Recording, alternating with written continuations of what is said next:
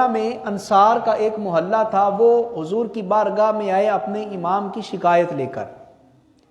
حضور کے دور میں جب اسلام پھیلنے لگا، مدینہ میں مسلمان زیادہ ہونے لگے، تو حضور نے حکم دے دیا کہ اپنے اپنے محلے میں مسجدیں بنا لو، چونکہ صبح کا وقت، شام کا وقت بوڑھے لوگ ہیں، معذور ہیں، بیمار ہیں، تو مسجد نبوی میں آئیں گے تو نماز ضائع ہو جائے گی، جماعت قضا ہو جائے گی، تو اپنے اپنے محلے میں پڑھ لو تو ہو جائے گی۔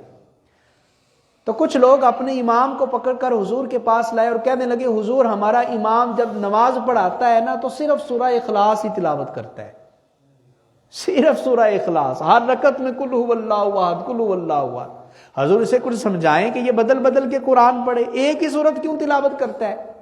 حضور نے امام سے پوچھا، بتاؤ کیوں ایک ہی سورت پڑھتے ہو؟ اور حضور نے یہ لوگوں کو بھی بتا دیا کہ جب فیصلہ کرنا ہو تو ایک پارٹی کی بات نہیں سننی، دونوں کی بات سننی ہے، فریقین کا، جان بین کا موقف سن کے کوئی فیصلہ کرنا ہے۔ حضور نے پوچھا ایک ہی سورت کیوں پڑھتے ہو؟